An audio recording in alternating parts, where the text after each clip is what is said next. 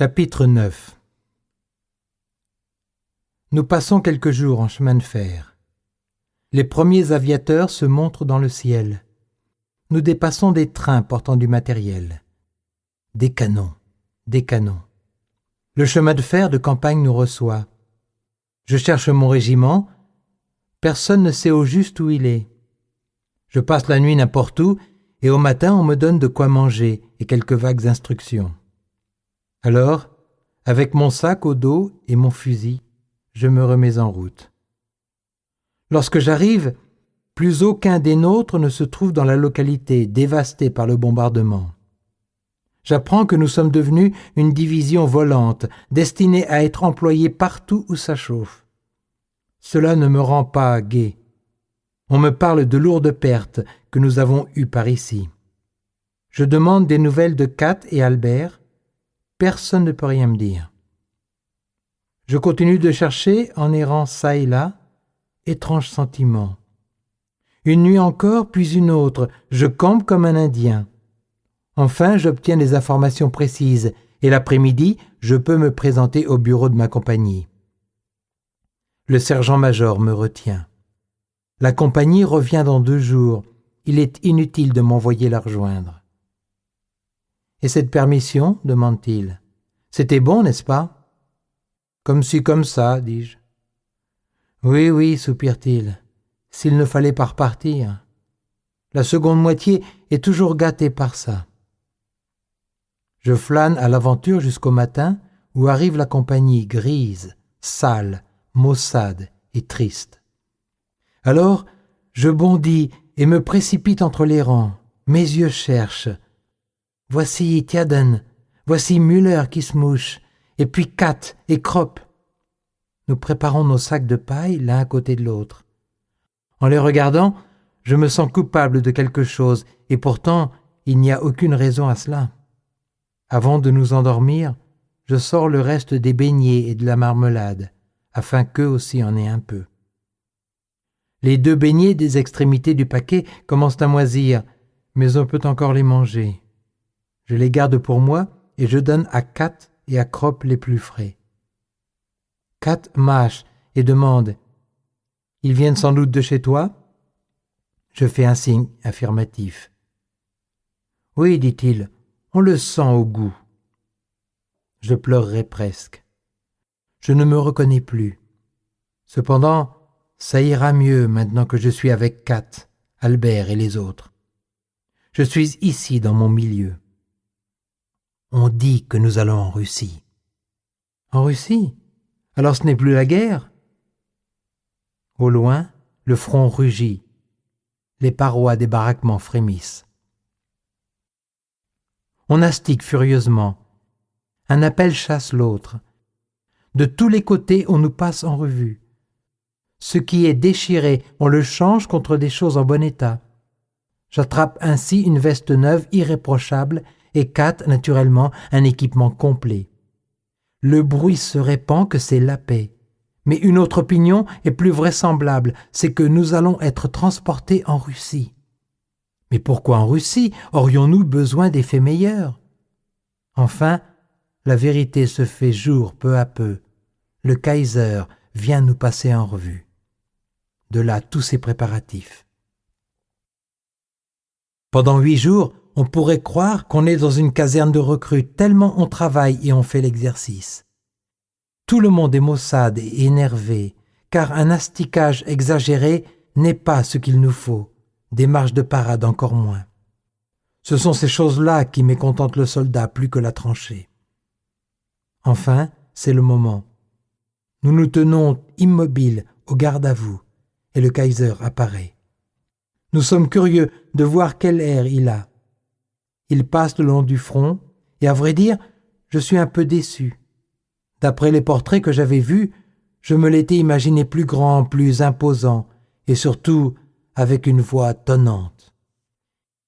Il distribue des croix de fer et parle aux uns et aux autres, puis nous nous retirons.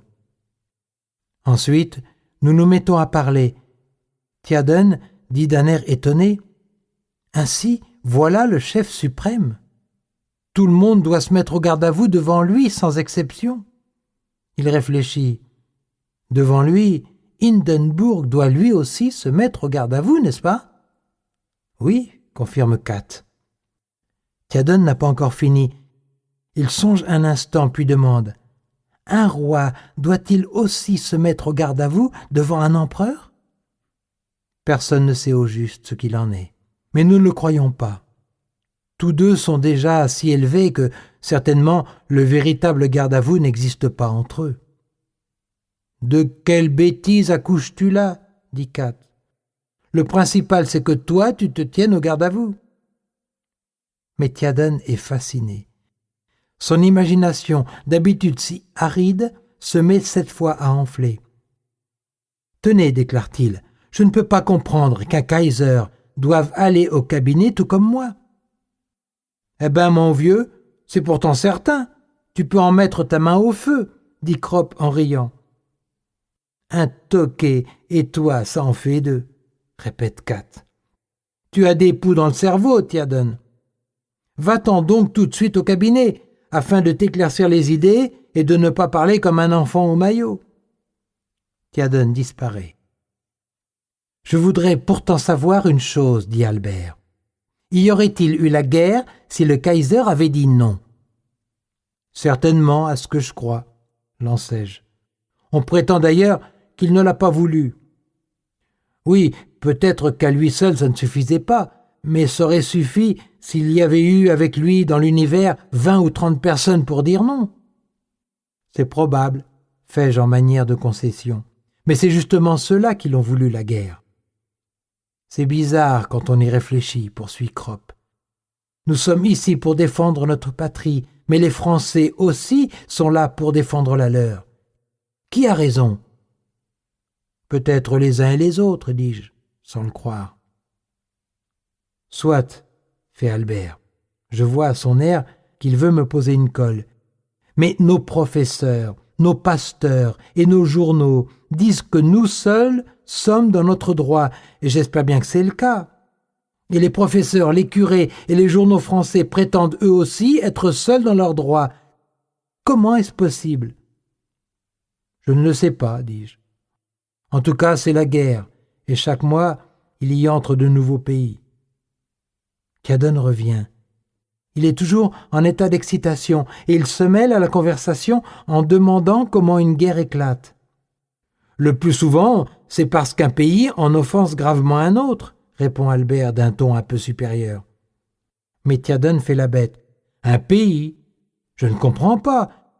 Une montagne allemande ne peut pas offenser une montagne française, ni une rivière, ni une forêt, ni un champ de blé. Es-tu stupide à ce point, ou joues-tu la comédie ? Grommelle Kropp. Ce n'est pourtant pas ça que je veux dire. Un peuple en offense un autre. Alors je n'ai rien à faire ici, réplique Tjaden. Je ne me sens pas offensé. Mais a-t-on des explications à te donner à toi, dit Albert mécontent. Toi, cutéreux, tu ne comptes pas là-dedans. Raison de plus pour que je m'en retourne, insiste Tjaden. Tout le monde se met à rire. Mais bougre d'idiot, il s'agit du peuple dans son ensemble, c'est-à-dire de l'État, s'écrie Müller. L'État, l'État. Ce disant, Tjaden fait claquer ses doigts d'un air malin. Des gendarmes, la police, les impôts, voilà votre État. Si ça t'intéresse, toi, je te félicite. D'accord, fait Kat. C'est la première fois que tu dis quelque chose de sensé, Tjaden. Entre l'État et la patrie, c'est vrai qu'il y a une différence. Cependant, l'un va avec l'autre, réfléchit Kropp. Une patrie sans État, ça n'existe pas. Juste, réplique Kat. Mais songe que nous sommes presque tous du peuple, et en France aussi la plupart des gens sont des manœuvres, des ouvriers, de petits employés. Pourquoi un serrurier ou un cordonnier français voudrait-il nous attaquer ? Non, ce ne sont que les gouvernements. Je n'ai jamais vu un Français avant de venir ici, et c'est pareil pour la plupart des Français vis-à-vis de nous. On leur a demandé leur avis aussi peu qu'à nous. Pourquoi donc y a-t-il la guerre ? Demande Tjaden. Kat hausse les épaules. Il doit y avoir des gens à qui la guerre profite. Eh bien, je ne suis pas de ceux-là, ricane Tiaden. Ni toi, ni personne ici. À qui profite-t-elle? Insiste Tiaden. Elle ne profite pourtant pas au Kaiser non plus. Il a tout ce qu'il lui faut. Ne dis pas cela, réplique Kat. Une guerre jusqu'à présent, il n'en avait pas eu. Et tout grand empereur a besoin d'au moins une guerre, sinon il ne devient pas célèbre. Regarde dans tes livres de classe. Des généraux aussi deviennent célèbres grâce à la guerre, dit Détring.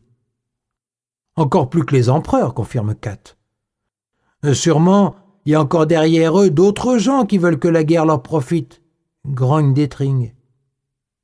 Je crois plutôt que c'est une espèce de fièvre, dit Albert. Personne, à proprement parler, ne veut la guerre, et soudain, elle est là. Nous n'avons pas voulu la guerre, les autres prétendent la même chose, et pourtant la moitié de l'univers y travaille ferme. Mais de l'autre côté, on ment plus que chez nous, fais-je. Pensez aux feuilles trouvées sur les prisonniers qui disaient qu'en Belgique, nous mangions les enfants. Les salauds qui écrivent ça devraient être pendus. Voilà les vrais coupables. Müller se lève. Il vaut mieux en tout cas que la guerre se déroule ici qu'en Allemagne. Regardez-moi les champs d'entonnoir. C'est vrai, concède Tiaden, mais il vaut encore mieux pas de guerre du tout. Il s'en va fièrement, car il nous a donné une leçon à nous, volontaires instruits. Et son opinion est effectivement typique. On la rencontre sans cesse, et l'on ne peut y répondre rien d'efficace, parce qu'elle exclut la notion de toute autre connexion. Le sentiment national du simple poilu consiste en ce qu'il est ici au front, et cela s'arrête là. Tout le reste, il le juge d'un point de vue pratique et d'après sa mentalité. Albert s'étend maussadement dans l'herbe. À quoi bon parler de toute cette machine-là? Du reste, ça ne change rien, dit Kat. Le comble, c'est que nous devons rendre presque tous les effets neufs que nous avions reçus, et on nous redonne nos vieilles frusques. Les bonnes n'étaient là que pour la parade. Au lieu d'aller en Russie, nous revenons au front. En chemin, nous traversons un bois pitoyable, avec des troncs mutilés et un sol lacéré. À certains endroits, il y a des trous effrayants. Nom d'un chien! Ici, il en est tombé rudement, dis-je à Kat. Des mines, répond-il en me faisant signe de regarder en l'air. Dans les branches des arbres, des morts sont accrochés. Un soldat nu semble accroupi sur la fourche d'une branche, le casque sur la tête. En réalité, il n'y a sur l'arbre qu'une moitié de lui, le tronc, les jambes manquent. Je demande ce qui a pu se passer. Celui-là, ils l'ont sorti tout vif de son habit, grogne Tiaden. Kat dit, c'est une chose bizarre, nous avons déjà vu ça plusieurs fois. Lorsqu'une mine vous attrape, on est effectivement sorti de son habit. C'est la pression de l'air qui fait ça. Je cherche ailleurs, c'est bien ce qu'il dit. Là-bas sont accrochés uniquement des lambeaux d'uniforme. Ailleurs est collée une bouillie sanglante qui naguère constituait des membres humains. Un corps est là étendu, avec un morceau de caleçon à une jambe, et autour du cou le col d'un uniforme. Pour le reste, il est nu. Ses vêtements sont éparpillés dans un arbre. Les deux bras manquent, comme s'ils avaient été arrachés par torsion. Je découvre l'un d'eux 20 pas plus loin dans la broussaille. Le mort a le visage contre terre. Là où sont les attaches des bras emportées, le sol est noir de sang. Sous ses pieds, les feuilles sont écrasées, comme si cet homme les avait encore piétinées. « Pas drôle, Kat, dis-je. »« Un éclat d'obus dans le ventre n'est pas drôle non plus, » répond-il en haussant les épaules. « Il ne faut pas s'attendrir, » dit Tiaden. La chose a dû se passer il y a peu, car le sang est encore frais. Comme tous les gens que nous voyons sont morts, nous ne nous arrêtons pas, mais annonçons l'événement au prochain poste sanitaire.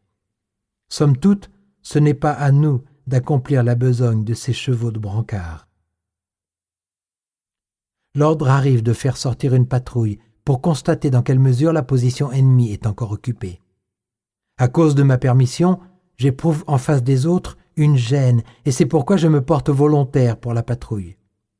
Nous nous concertons pour le plan d'exécution, nous nous glissons vers les barbelés, et nous nous séparons ensuite pour ramper de l'avant, chacun de son côté. Au bout d'un instant, je trouve un trou d'obus pas très profond, dans lequel je me laisse aller. De là, j'examine les alentours. Le terrain est balayé par un tir modéré de mitrailleuse. De tous les côtés, il est arrosé sans beaucoup de vigueur, mais d'une manière suffisante pour qu'il ne soit pas bon de montrer très haut ses os. Une fusée éclairante déploie en l'air son parachute.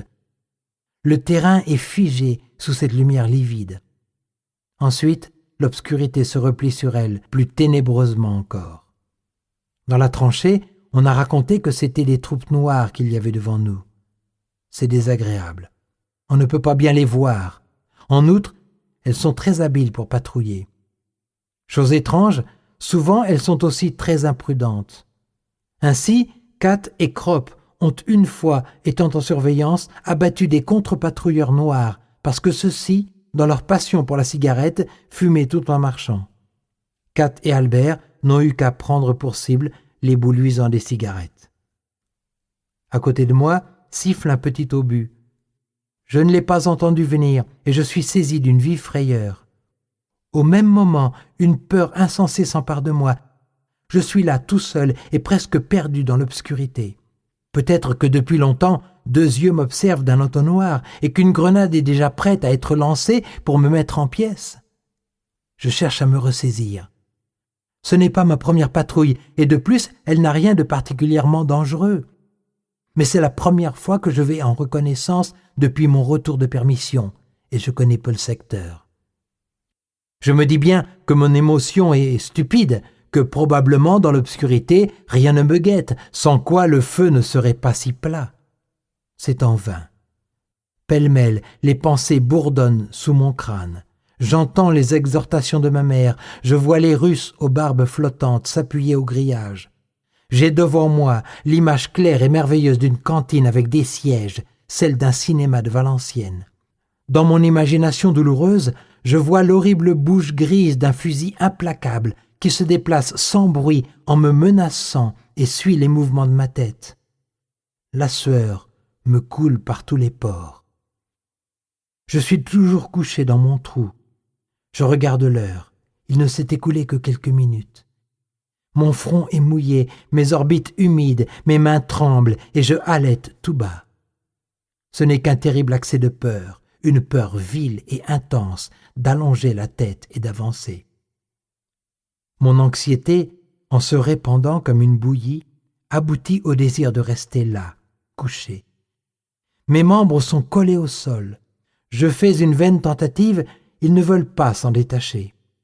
Je me serre contre la terre, je suis incapable de faire un pas. Je prends la résolution de rester là, étendu. Mais aussitôt, je suis enveloppé par une vague de honte, de repentir et aussi de sécurité. Je me lève un peu pour voir ce qui se passe. Mes yeux brûlent, tellement je regarde fixement dans l'obscurité. Une fusée monte dans le ciel. De nouveau, je me fais tout petit. Je soutiens contre moi un combat trouble et insensé. Je veux sortir de mon trou et pourtant je m'y précipite. Je pense, c'est ton devoir, ce sont tes camarades, ce n'est pas là un commandement stupide. Et immédiatement après, qu'importe tout ça, je n'ai qu'une vie qu'il ne faut pas perdre. Tout cela vient de cette permission, me dis-je amèrement pour m'excuser. Mais je n'ai pas foi en mon excuse. Je me sens extrêmement déprimé, je me lève lentement et j'étends les bras en avant, tandis que mon dos suit le mouvement. Maintenant, je suis à moitié couché sur le bord du trou d'obus. Mais j'entends quelque chose et je recule en tressaillant. Malgré le vacarme de l'artillerie, on perçoit des bruits confus. J'écoute, le bruit est derrière moi. Ce sont des gens de chez nous qui traversent la tranchée. Maintenant, j'entends aussi des voix étouffées. On dirait au son de l'une d'elles que c'est Kat qui parle. Brusquement, une chaleur extraordinaire m'envahit. Ces voix, ces quelques paroles prononcées bas, ces pas dans la tranchée derrière moi m'arrachent tout d'un coup à l'atroce solitude de la crainte de la mort à laquelle je me serais presque abandonné. Elles sont plus que ma vie, ces voix. Elles sont plus que la présence maternelle et que la crainte. Elles sont ce qu'il y a au monde de plus fort et de plus efficace pour vous protéger. Ce sont les voix de mes camarades. Je ne suis plus un morceau tremblant d'existence isolée dans l'obscurité. Je suis lié à eux et eux à moi. Nous avons tous la même peur et la même vie. Nous sommes unis d'une manière à la fois simple et profonde. Je voudrais plonger mon visage dans ces voix, dans ces quelques paroles qui m'ont sauvé et me soutiendront. Je me glisse prudemment hors du trou et j'avance, à la manière d'un serpent. Puis je marche à quatre pattes, cela va bien. Je repère la direction, je regarde autour de moi et j'étudie le feu de l'artillerie pour pouvoir retourner sur mes pas. Puis je cherche à me mettre en rapport avec les autres. La peur subsiste encore en moi, mais c'est une peur raisonnable, une sorte de prudence poussée à l'extrême. La nuit est venteuse et des ombres se dessinent çà et là lorsque jaillit la flamme des pièces d'artillerie. Alors, on y voit à la fois trop peu et trop. Souvent, la crainte me fige, mais il n'y a toujours rien. Ainsi, je m'avance assez loin, puis je retourne en arrière, mais en décrivant un arc de cercle. Je n'ai trouvé aucun de mes camarades. Chaque mètre qui me rapproche de nos tranchées me rend plus d'assurance. Il faut dire aussi que j'ai hâte d'arriver. Ce serait un malheur de recevoir maintenant une balle égarée. Mais je suis pris d'un nouvel effroi. Je ne peux plus bien reconnaître la direction. Je m'accroupis sans bruit dans un trou d'obus et je cherche à m'orienter. Il est arrivé plusieurs fois qu'un soldat ait sauté avec joie dans une tranchée, découvrant trop tard que c'était une tranchée ennemie. Au bout de quelque temps, j'écoute de nouveau. Je ne suis pas encore dans la bonne voie. Le fouillis des trous d'obus me paraît si indéchiffrable que dans mon émotion, je ne sais plus de quel côté me tourner. Peut-être ai-je rampé parallèlement aux tranchées et alors ça peut durer à l'infini. C'est pourquoi je décris un nouveau crochet. Ces maudites fusées. On dirait qu'elles brûlent une heure entière. On ne peut faire aucun mouvement sans sentir autour de soi siffler un projectile. Malgré tout, il faut que je sorte de là. Tout en hésitant, je fais tous mes efforts pour avancer. Je rampe sur le sol comme une écrevisse et me déchire les mains aux éclats dentelés des obus, tranchants comme des rasoirs. Parfois, j'ai l'impression que le ciel s'éclaircit un peu à l'horizon. Mais c'est peut-être une illusion. Cependant, je me rends compte peu à peu que ma vie est en jeu dans les mouvements que je fais. Un obus éclate, puis deux, et voici que la danse commence. C'est un bombardement qui débute. Des mitrailleuses crépitent. Pour le moment, il n'y a plus qu'à rester couché et attendre. On dirait que cela tourne à une attaque. Pourtant, montent des fusées. Sans interruption, je suis couché, replié sur moi-même, dans un grand trou d'obus, les jambes dans l'eau jusqu'au ventre. Lorsque l'attaque commencera, je m'y enfoncerai le plus que je pourrai, à la condition de ne pas étouffer, la figure dans la boue. Il faudra que je fasse le mort. Soudain, j'entends que le tir se raccourcit. Aussitôt, je me précipite dans la profondeur de l'eau, le casque sur la nuque et la bouche juste au-dessus pour respirer un peu. Puis je suis complètement immobile, car quelque part, j'entends un cliquetis et des pas pesants qui s'approchent. Tous mes nerfs sont figés et glacés. Ce bruit passe au-dessus de moi. La première vague m'a dépassé. Je n'ai plus qu'une pensée, une pensée déchirante. Que feras-tu si quelqu'un saute dans ton trou ? Je tire rapidement de son fourreau mon petit poignard, je l'empoigne et je le cache dans la vase, tout en le gardant à la main. Si quelqu'un vient, je le poignarde aussitôt. Cette pensée me bat dans le cerveau. Je lui perce la gorge pour qu'il ne puisse pas crier. Il n'y a que cela à faire. Il sera aussi effrayé que moi, et dans notre angoisse, nous nous jetterons l'un sur l'autre. Il faut donc que je prenne les devants. Maintenant, nos batteries répondent. Les coups tombent près de moi. Cela me rend presque fou. Il ne me manque plus que d'être atteint par les obus de mes camarades. Je me mets à jurer et à me démener dans la boue. J'ai un véritable accès de rage. Finalement, je ne peux plus que gémir et supplier. Le claquement des obus frappe mon oreille. Si les nôtres contre-attaquent, je suis sauvé. Je presse la tête contre la terre et je perçois des grondements sourds comme de lointaines explosions minières. Je la relève pour écouter les bruits qui viennent d'en bas. On entend le bruit de crécelles des mitrailleuses. Je sais que nos retranchements de fil de fer sont solides et presque intacts. Il y en a une partie chargée d'un fort courant électrique. La fusillade s'intensifie. Les ennemis ne peuvent pas passer, ils sont obligés de reculer. De nouveau, je me baisse, tout mon corps tendu à l'extrême. Les claquements, glissements et cliquetis redeviennent perceptibles. Au milieu de cela, un seul cri perçant. L'ennemi essuie une fusillade. L'attaque est repoussée.